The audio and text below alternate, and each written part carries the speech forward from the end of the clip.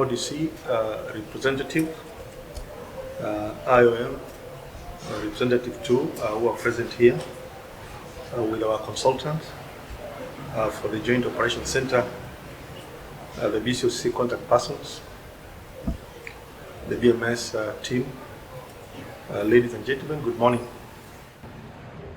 As always, we want to give thanks to our Lord for His mercies upon us and our lives. Indeed, we have traveled safely, and some could have traveled yesterday and some this morning. We know for sure it has been God's hand of mercy that has brought us safely to this venue. My apologies for not being with you physically. Kindly receive my blessings and those of our chair, BCOC, and the Principal Secretary in charge of Internal Security and National Administration, Dr. Raymond Omolo. He's fully aware of this workshop and he has sent his greetings.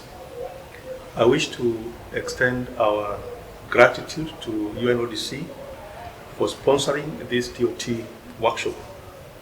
It has come barely after a successful development and validation of the Joint Operations Center training that we had in Machakos. I must admit that it wasn't easy to come up with this training manual.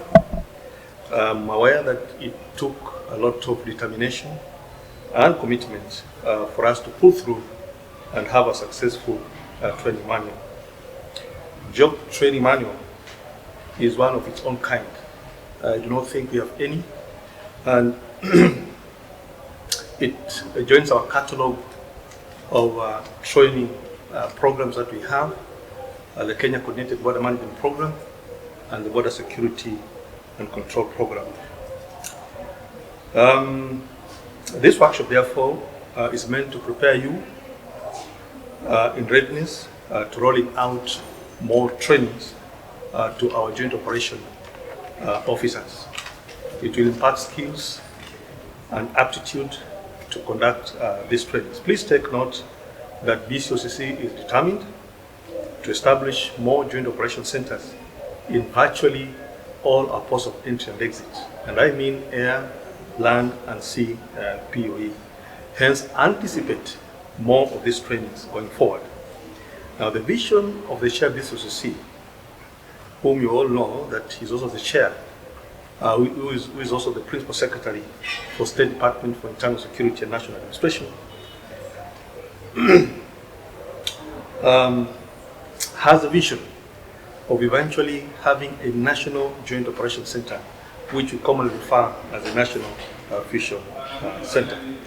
Now, this is only possible with the establishment of more joint operation centers in all our POEs, or should I say a majority of our border management committees.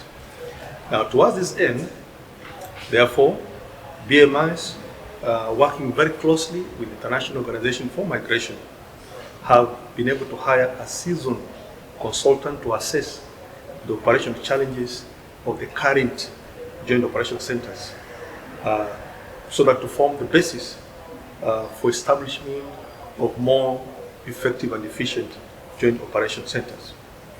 Now, the existence of the Joint Operation Center at all our POEs will play a very critical role in enhancing border security and improve coordination of all the MDAs that are represented in all our POEs. They will act as a hub for information and intelligence sharing for purposes of immediate response. They, in particular, will be able to assist the border management committees, as established in all our POEs, to be able to realize their mandate. And you are aware that the mandate is threefold. One is enhancing legitimate trade, enhancing legitimate travel, and ensuring that all our borders are very secure.